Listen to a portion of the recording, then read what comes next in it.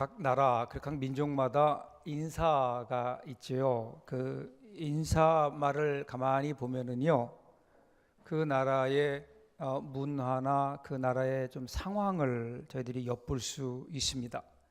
우리나라 사람들이 지금부터 한 3, 40년 전만 해도 인사를 어떻게 했죠? 식사하셨습니까? 그죠? 진지 드셨어요? 이렇게 물어보았습니다. 왜 그랬을까요? 먹을 게 없었어요. 관심이 어제 저녁은 먹었는가 였습니다.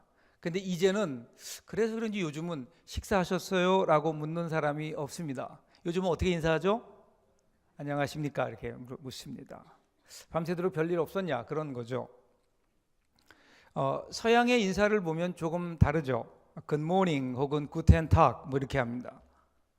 그러니까 마치 창조의 아침을 시작하듯 오늘 하루를 시작하면서 좋은 일이 있었으면 좋겠다라고 하는 어떤 축복의 의미이기도 하지요. 이스라엘이라고 하는 나라는 인사를 할 때 샬롬 이렇게 인사를 합니다. 샬롬, 이게 어감이 좋은 것 같아요. 죽일 놈 이거보다는 샬롬 이게 좋아요. 이스라엘 사람들은 만날 때마다 샬롬 얘기하는데, 이 샬롬은 우리 한글 성경에서 번역한 걸 보면 평화, 평강, 그 다음에 화평 뭐 이런 것들로 번역이 됩니다. 얼마나 이 사람들이 이 샬롬을 좋아하는가 하면은요, 수도가 예루살렘이었는데 그 예루살렘에서 살렘, 이게 샬롬에서 온 겁니다. 같은 단어입니다. 그들뿐 아닙니다. 같은 지역에 이웃하고 사는 아랍 사람들도 서로 만나면 뭐라고 얘기합니까? 살렘 혹은 샬람 이렇게 살람 이렇게 인사를 합니다. 역시 샬롬하고 같은 말을 하고 있죠. 재미있는 건 이스라엘 백성들도 샬롬 그리고 이쪽에서 살람 그리고 매일 싸워요. 그러면서 여전히 전쟁은 끊이지 않는. 가만히 보면은요, 모든 사람들이 거의 다 평화를 원해요. 화평을 원합니다. 그런데 우리가 사는 삶의 모습을 보면 화평이 없어요. 평화하지 못해요. 왜 그럴까요? 우리가 얘기하는 평화가 가짜이기 때문입니다. 우리가 얘기하는 평화가 문제가 있어요. 그럼 예수님이 사셨던 그 시대를 어떤 로마 제국이라고 하는 연대기 쪽에서 보면 소위 팍스 로마나라고 하는 시기였습니다. 로마의 그 초기 황제였던 아우구스투스가 자신의 막강한 군대력을 가지고요, 내란을 수습합니다. 그리고 나아가서 스페인과 그다음에 갈리아 원정을 성공적으로 마치고 로마로 돌아옵니다. 그리고 그 이후부터 200년 동안 로마에는 전쟁이 없습니다. 전쟁이 없는 것은요, 로마가 선정을 베풀어서가 아닙니다. 감히 로마에 대적할 만한 다른 민족들이 없던 거예요. 그만큼 로마가 강했습니다. 로마는 강한 군사력을 가지고 주위에 조그마한 반란의 기미가 보이면 아예 싹부터 잘랐습니다. 가서 바로 진압해 버립니다. 그래서 전쟁다운 전쟁이 없었던, 그래서 이것을 역사가들은 팍스 로마나 로마의 평화라고 그렇게 이야기합니다. 로마 입장에서 보면 그럴 수 있을 거예요. 팍스 로마나 얼마나 아름다운 명예로운 그러한 이름입니까? 그런데 입장을 바꾸어서 주위에 살고 있는 숨죽이면서 로마의 힘 아래 눌려 살았던 다른 피정복지들의 사람들을 보면 전혀 반대일 겁니다. 그것은 굴욕의 평화입니다. 그들에게는 평화가 아닙니다. 그들에게는 치욕이고 그들에게는 고난이었을 겁니다. 그 뒤를 이어 오늘날의 팍스 아메리카나, 그래서 미국이 이 일을 뒤이어서 하고 있죠. 미국이 미국 중심의 국제 질서를 가지고, 그리고 이 세상에 어떤 미국 중심의 평화를 이루어 보겠다. 이것이 소위 말하는 팍스 아메리카나. 그런데 과연 그 안에 평화가 있나요? 지금 온 세계가 테러와 핵으로 지금 전쟁의 공포 속에 들어가고 있는 것을 보면 그것도 평화는 아닌 것 같습니다. 흥미로운 것은요, 이러한 모든 일들이 자행되어질 때, 특별히 전쟁을 할 때 보면 전쟁을 왜 하느냐? 그러면 이구동성으로 그들이 내세우는 이유는 평화입니다. 평화. 제가 몇 년 전에 중국 단둥에 갔을 때 가서 압록강 철교를 올라가려고요. 이렇게 압록강 철교를 한번 가보려고 올라가는데 옆에 공원이 있더라고요. 공원에 앞에 뭐가 있는가 하면은요, 중국군의 한국 전쟁 참전 기념비가 있어요. 거기에 보면 이제 그 중국군들이 압록강을 건너서 그 신의주로 막 들어오려고 준비하고 있는 중국 군대의 동상들이 쭉 서 있고요. 그리고 그 밑으로 그 바닥에 글자가 하나 쓰여 있습니다. 그 글자는 영어로 for peace입니다. 그리고 그 위에는 중국말이 있는데 중국말은 모르겠어요. for peace, 평화를 위하여. 제가 그것을 보면서 얼마나 분통이 터졌는지 모릅니다. 그 전쟁만 없었더라면, 그들이 개입하지만 않았더라면 한국의 역사는, 이 한반도의 역사는 달라질 수 있었을 텐데, 더 놀라운 사실은 그들이 그 전쟁을 통해 수많은 사람들을 죽이고 우리 한반도를 남한과 북으로 둘로 나뉘어서 오늘까지 분단 국가로 있게 했던 그 전쟁을 그들은 뭐라고 얘기하는 줄 아세요? 평화를 위해서 그 전쟁을 했다는 겁니다.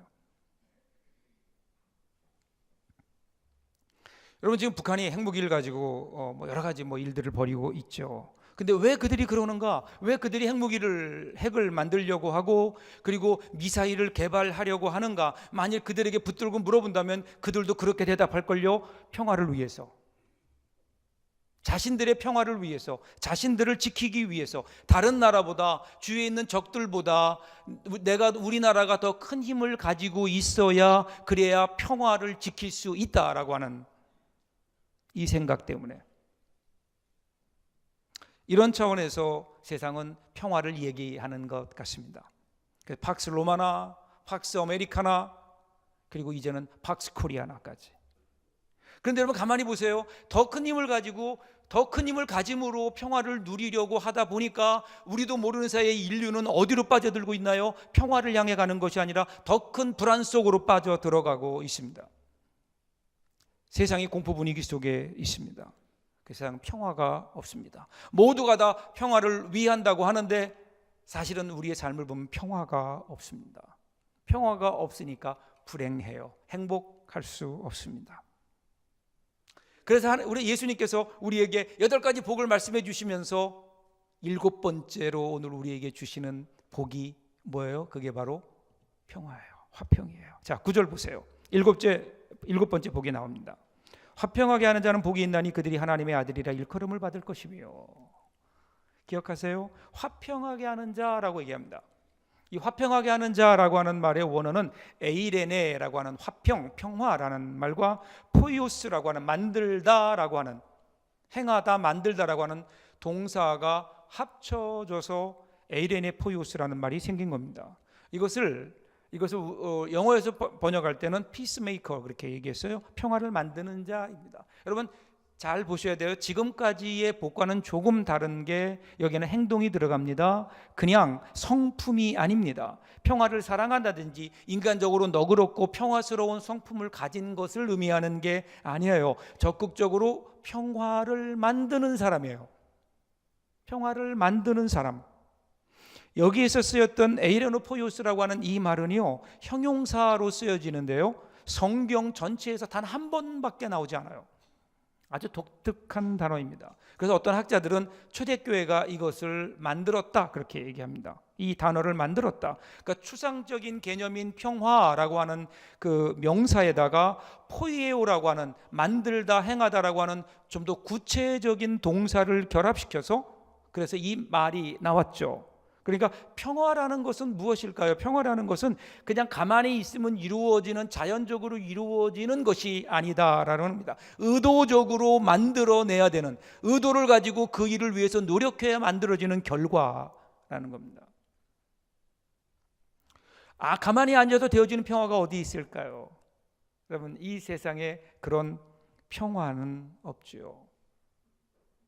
그래서 틱 낫 한이라고 하는 그 유명한 명상가의 책에 보면 마음에는 평화, 얼굴에는 미소라고 하는 그런 책이 있어요. 그 책에 보면 이런 내용이 나와요. 한 여인이 밤에 꿈을 꿉니다. 꿈을 꾸는데 시장에 갔어요. 시장에 갔는데 새로운 가게가 오픈했고 거기에는 당신이 원하는 모든 것을 팝니다라고 하는 그러한 플랜카드가 붙어 있어요. 그래서 궁금해 들어가 봤어요.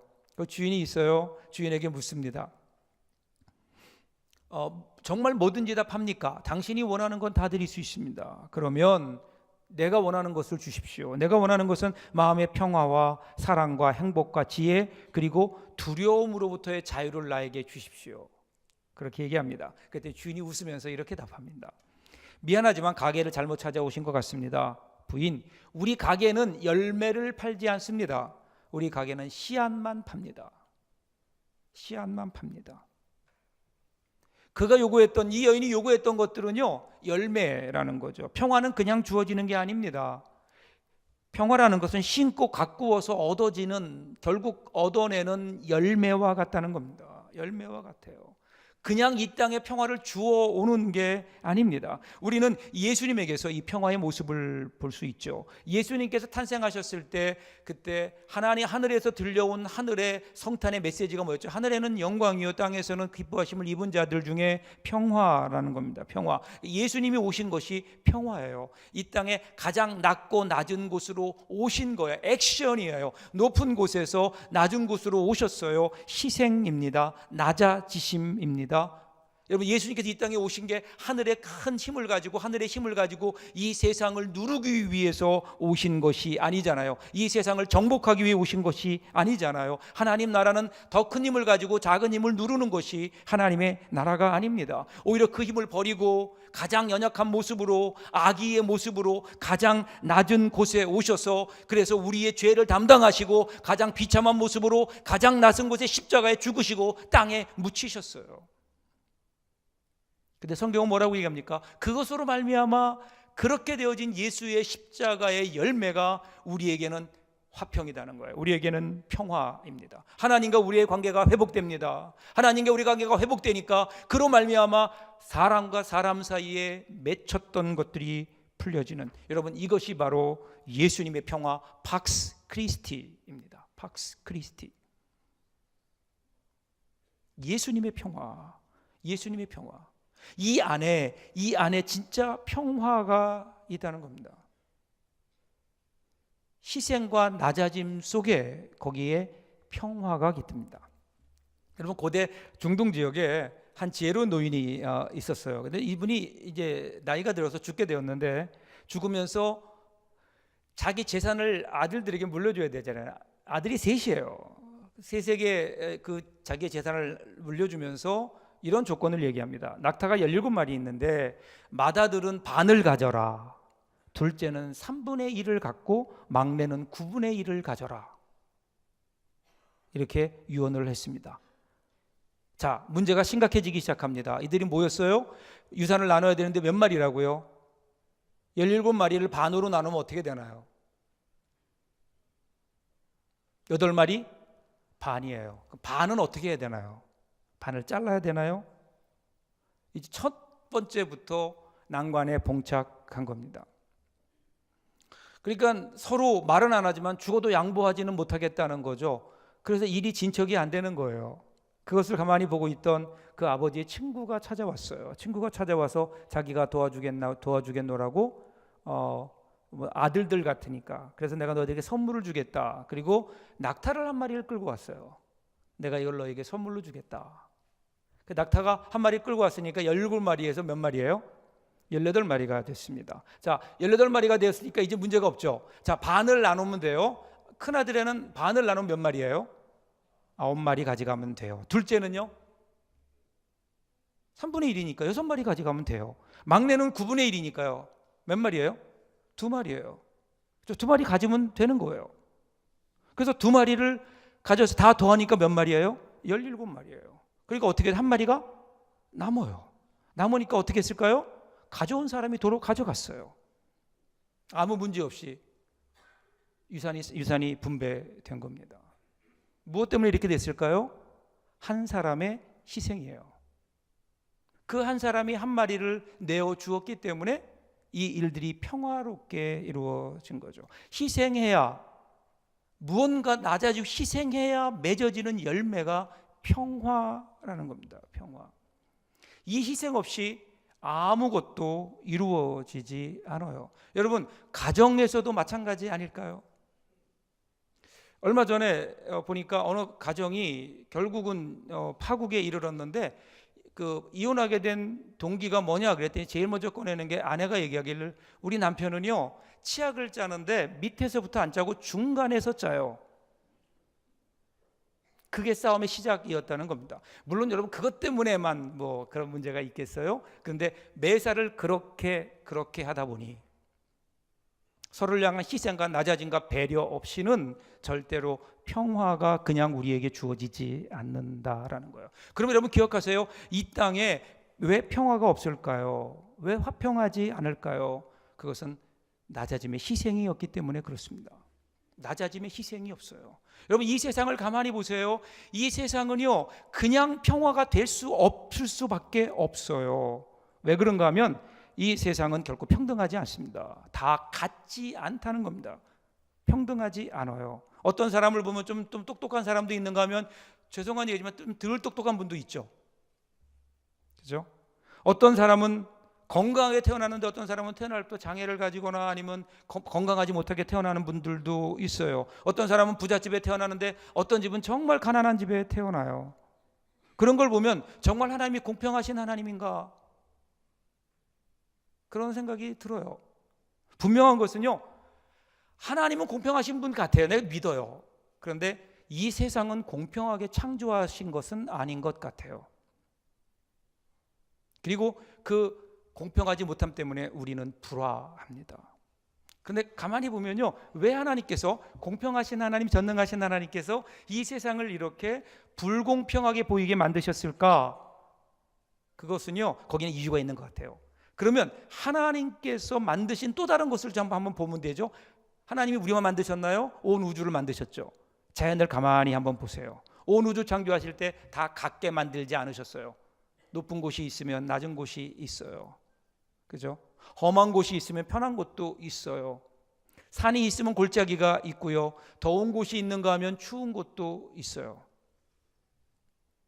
하나님께서 만드신 온 우주를 보면 우리와 같아요. 다 다르게 공평하지 않게 높고 낮음, 하나님께서 그렇게 만들어 놓으셨어요. 그런데 우리가 살고 있는 지구를 가만히 보면, 우주를 보면은, 자연을 보면은요, 그 자연은 그 속에서 하나를 이루어 가요. 평화를 이루어 가요. 모든 것이 조화로워요. 무엇 때문에 그런 줄 아세요? 그 사이에는 흐름이 있어요. 높은 곳과 낮은 곳이 연결되어 있어요. 무엇으로 연결되어 있냐면 물이 흘러요. 높은 곳에서 낮은 곳으로 물이 자연스럽게 흐르게 돼 있어요. 그래서 하나가 되고 물이 흐르게 되고, 물이 흐르는 곳마다 생명이 생겨나게 되고, 거기에서 어떤 일들이 일어나게 됩니다. 추운 곳이 있는가 하면 더운 곳이 있어요. 그래서 거기서 기압차가 나게 되네요. 그래서 공기가 움직이기 시작합니다. 공기가 움직이면서 이 세상이 깨끗해져요. 하나가 되는 겁니다. 그냥 추운 곳은 추운 곳대로, 더운 곳은 더운 곳대로만 있는 게 아니에요. 기류가 돌아 바람이 불면서, 공기가 움직이면서 그것 때문에 세상은 깨끗해지고 하나가 되고 새로운 생명이 만들어지는 겁니다. 분명히 우리가 살고 있는 이 세상도 보면은요, 달라요. 불공평해요. 그럼에도 불구하고 거기에는 흐름이 있어서 높은 곳에서 낮은 곳으로 흐르는 그 흐름 때문에 흐름이 하나로 이루어지고, 그 흐름 속에서 거기에서 생명이 태어나게 되고, 거기에서 그 하나가 되게 되는 거죠. 근데 이 흐름에는 아주 중요한 조건이 있어요. 그것은 다름입니다. 차이가 있어야 되는 거죠. 평평한 곳에는 흐름이 없어요. 그냥 고여 있기 때문에 그렇습니다. 그래서 하나님께서는 이 세상을 그렇게 만드신 것 같아요. 다르게, 공평하지 못한 것처럼 만들어 놓으셨어요. 그리고 그 다음에 그것으로 끝나는 것이 아니라 거기에 거룩한 흐름을 만드셨어요. 높은 곳에서 낮은 곳으로 흘러가는 흐름을 통해서 하나님은 이 세상에 새로운, 거기 안에 역사가 있기를 원하고, 새로운 생명이 있기를 원하고, 그것 가운데 조화와 평화가 있기를 원하시는 겁니다. 그런데 우리가 살고 있는 이 세상은 어떤가요? 이 세상은 그 흐름이 거꾸로 되어 있습니다. 높은 곳에서 낮은 곳으로 흘러야 되는데 언제부터인지 낮은 곳에서 높은 곳으로 그냥 흘러가 버립니다. 흐름이 역류되고 있습니다. 일반적으로 여러분, 갑이라고 할 때 을에 비해서 상대적으로 힘이 더 큰 사람이 갑이죠. 갑이 어떻게 해야 됩니까? 이 세상은 갑이 을을 눌러요. 갑이 을을 목을 조이며 압박합니다. 그런데 그거 아세요? 여러분, 힘은 늘 상대적입니다. 언제나 자기가 갑이 될 수 있을까요? 자기보다 더 큰 힘을 만나면 그 앞에서는 또 을이 되는 겁니다. 힘을 가진 사람들은 분명히 생각해야 됩니다. 그 힘은 누군가로부터 주어진 걸 겁니다. 그리고 그 힘의 근원은 하나님이십니다. 하나님께서 왜 그 힘을 주셨을까? 왜 나로 갑을 만드셨을까? 나에게 그런 힘이 있다고 하면, 그러면 나보다 어려운 사람들, 나에게 을처럼 보이는 사람들을 돌봐주라고, 그들을 향해 내려가라고 하나님께서 그 힘을 주신 것은 아닐까? 여러분 기억하세요. 하나님이 우리에게 주신 그 힘은요, 우리가 바로 사용하지 못하면 하나님이 분명히 빼앗아 가십니다. 갑 중에 갑이신 우리 하나님 보세요. 우리 예수님 보세요. 모든 권리를 포기하셨어요. 갑됨을 포기하셨어요. 그리고 을이 되는 우리를 위해 대신 짐을 져주시고 결국은 생명까지 주셨어요. 그리고 우리에게 말씀하시는 거예요. 너희도 이와 같이 살아라 라는 겁니다. 그 주님을 생각하면 우리가 힘을 어떻게 사용해야 될까요? 우리가 힘이 있다면 그 힘은 나보다 약한 사람들을 향해 쓰여져야 합니다. 거기에 정의가 생겨나고요, 정의로운 사회가 될 때 비로소 우리는 평화를 얘기할 수 있습니다. 이것이 우리가 이루어야 되는 그리스도인의 평화, 즉 팍스 크리스티아나, 라틴어로 팍스 크리스티아나, 그리스도인의 평화입니다. 자, 문제는 이렇게 사는 게 쉽지 않아요. 어떻게 그렇게 살 수 있을까? 그러면요, 우리가 평화의 사람이 되어야 돼요. 평화의 사람. 내 안에는 평화가 없어요. 내 안에는 아무리 눈 씻고 찾아봐도 내 안에 평화의 요만한 요소도 없습니다. 내 안이 평화하려면 평화의 주인 되시는 그분이 우리의 마음속에 오셔야 돼요. 에베소서 2장 14절 보세요. 그는 우리의 화평이신지라 둘로 하나를 만드사 원수된 것 곧 중간에 막힌 담을 자기 육체로 허시고, 이렇게 나와요. 거기 분명히 기억해야 될 게, 그는 우리의 화평이신지라. 누가 우리 화평이라고요? 예수님이 우리의 화평이에요. 다른 어떤 것도 우리의 평화가 될 수 없어요. 예수님만이 우리의 평화입니다. 자, 그렇다면 여러분께 묻습니다. 과연 우리들 마음속에 평화가 있느냐? 이건 바꿔 얘기하면 우리 마음속에 예수님이 계시느냐라는 겁니다. 예수님을 영접하고 예수님이 계시느냐? 예수님이 우리의 주인이 되시느냐? 그분이 우리 가운데 오셔서 우리의 평화가 되어 주시느냐? 우리는 여러분이 예수님을 영접함으로 우리 가운데 평화가 오게 되고요, 그리고 그 평화의 주인이신 예수님이 우리 가운데 오실 때에 우리는 비로소 하나님의 자녀가 되고, 거기에서 우리는 평화라는 것이 우리 가운데 나오기 시작하는 겁니다. 근데 그게 끝이 아니에요. 오늘 7번째 복은요, 하나님의 아들이 되는 게 아니잖아요. 하나님의 아들이 되는 게 아니라 하나님의 아들이라 일컬음을 받는 겁니다. 여러분, 하나님의 아들이 되는 것과 하나님의 아들로 불리움을 받는 것은 달라요. 하나님의 아들은 우리가 예수님을 영접하고 예수님 통해 죄 씻음 받고 예수님 영접하면 누구나 다 하나님의 아들이 되는 거예요. 하나님의 아들이 될 수 있어요. 우리의 신분과 자격이 우리에게 주어집니다. 그러나 하나님의 자녀라고, 하나님의 아들이라고 일컬음을 받는 것은 또 다른 차원이에요. 이것은 하나님의 아들답게 사는 거예요. 사람들이 볼 때 정말 하나님 닮았구나, 이렇게 고백할 수 있어야 되는 거예요. 우리는 하나님의 예수 그리스도를 통해서 하나님의 자녀가 되었습니다. 당연히 이 예수님을 따라 이 땅에 평화 되시는, 평화를 만드셨던 그분을 따라 우리도 평화를 만들며 살아가야 합니다. 하나님의 자녀답게 하나님의 자녀라고 사람들에게 칭송받으며 하나님의 백성답게 살아야 되는 거죠. 거기에 진짜 우리의 복이 있는 겁니다. 지금부터 2년 전으로 제가 기억되는데요, 인터넷에 아주 감동적인 사건이 하나 있었어요. 2014년 3월 14일로 기억하는데요. 왕십리 방향으로 가는 분당선 전철안이었습니다. 뭐 저녁 되니까 조용하죠. 사람들이 조용하던 지하철 안이 갑자기 여기저기서 웅성웅성하고 막 소리가 들리고 시끄러워지는 거예요. 소란해졌어요. 그 무슨 일인가 봤더니 거기에 그 탔던 사람 가운데 한 취객이 있었는데 그 취객이 술을 너무 많이 먹어서 그런지 구토를 하면서 토사물을 쏟아낸 거예요.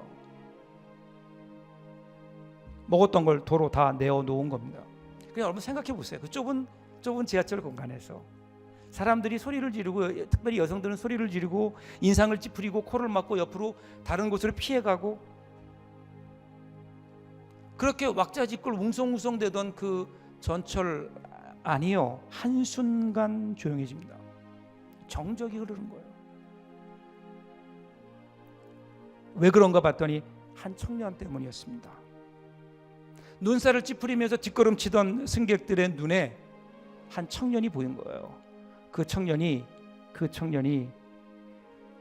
그 취객이 쏟아낸 토사물을 치우고 있는 겁니다. 맨손으로 토사물을 주워 담아서 그래서 봉지에 집어 넣는 거예요. 그것을 바라보는 모든 그 자리에 있었던 사람들은 순간 정적이 흐른 거예요. 그 청년의 모습을 보니까 옷에는 이미 그 토사물이 묻어 있었고요. 그렇게 치우는 그 모습을 보면서 옆에 있었던 20대로 보이는 여성 한 명이 휴지를 들고 다가가 돕기 시작했고요.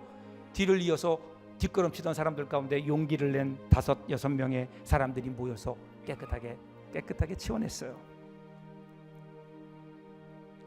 그리고 아무 일도 없는 듯이 이제 지하철은 가죠. 근데 이제 그 사건이 있은 다음에 그리고 나서 이 취객이 정신이 좀 돌아온 거예요. 자기가 봐도 기가 막히잖아. 자기가 봐도 미안하잖아요. 그래서 그 청년에게 묻습니다. 뭐 하는 사람이냐고. 도대체 당신 이름이 뭐냐고. 그때 여러분 그 청년이 뭐라 그런 줄 아세요? 저는 그냥 예수 믿는 청년입니다.